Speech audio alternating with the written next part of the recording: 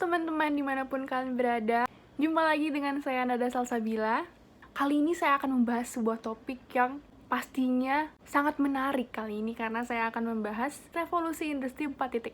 Wah, keren banget ya topik kita kali ini. Kira-kira kalian udah paham gak sih apa itu revolusi industri 4.0? Nah, kalau belum paham, saya coba jelasin ya. Secara garis besar, revolusi industri 4.0 ini merupakan integrasi atau penggabungan antara dunia internet atau online dengan dunia usaha atau produksi. Jadi, artinya semua proses produksi itu ditopang dengan internet. Lalu, apa sih perbedaan revolusi industri 4.0 dengan revolusi industri sebelumnya? Nah, saya sebutkan dari yang pertama ya. Jadi, pada revolusi industri 1.0 itu adalah terjadinya penggabungan atau integrasi antara. Nah, jadi pada revolusi industri 1.0 itu ditandai dengan ditemukannya mesin uap. Untuk revolusi industri 2.0 ditandai dengan munculnya tenaga listrik. Lalu revolusi industri yang ketiga itu ditandai dengan munculnya mesin otomatis atau robot. Nah, baru yang keempat ini seperti yang saya bilang tadi, munculnya internet. Kira-kira kalian penasaran gak sih kenapa revolusi industri 4.0 bisa terjadi? Nah, hal ini terjadi dikarenakan dunia memerlukan teknologi yang lebih maju lagi. Kalau kita kilas balik ke revolusi 1.0 sampai ke revolusi 4.0, ditemukan perubahan-perubahan yang signifikan. Mulai dari mesin uap, tenaga listrik, lalu mesin otomatis, hingga sampai kepada internet. Jadi pada dasarnya manusia itu merupakan makhluk yang selalu berkembang dan perkembangan tersebut tidak dapat dihentikan. Jadi setelah kita menemukan suatu teknologi, tidak menutup kemungkinan kita akan menemukan teknologi yang lebih canggih lagi. Nah, kira-kira kalian udah tahu belum apa aja bentuk-bentuk dari revolusi industri 4.0?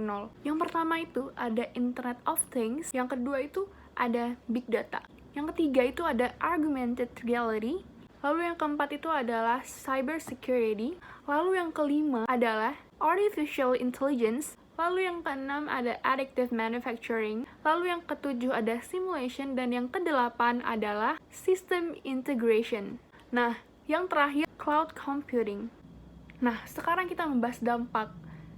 Apa aja sih dampak dari revolusi industri 4.0 ini? Nah, saya setuju sekali bahwa revolusi industri 4.0 ini sangat memudahkan kita dalam melakukan banyak hal. Seperti contohnya, cloud computing.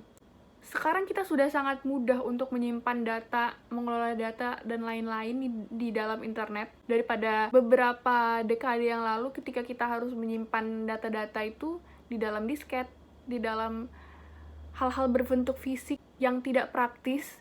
Lalu dengan datangnya revolusi industri 4.0, kita sangat mudah untuk menyimpan suatu data, mengolah suatu data itu di dalam internet.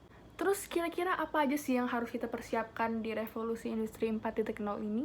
Karena revolusi industri 4.0 ini berdasarkan pada internet atau online, jadi kita harus selalu mengikuti perkembangan internet itu sendiri. Kita harus selalu mengikuti perkembangannya, harus melek, harus sadar, dan tidak boleh tertinggal. Karena disinilah kehidupan pada masa kini itu bergantung. Kita jangan mau kalah dengan teknologi, kita jangan mau kalah dengan internet. Kita harus selalu bersaing, berinovasi, supaya kaum kita ini tidak menjadi kaum yang tertinggal. Jadi ayo teman-teman, kita manfaatkanlah revolusi industri 4.0 ini. Dan juga kita harus terus berinovasi, kita harus menciptakan hal-hal yang baru, kalau bisa lebih bagus lagi daripada revolusi industri 4.0 ini. Nah, sudah lumayan paham kan dengan apa yang saya jelaskan? Saya harap sudah, dan kurang lebihnya mohon maaf. Saya pamit undur diri dulu. Sampai jumpa lagi di kesempatan berikutnya.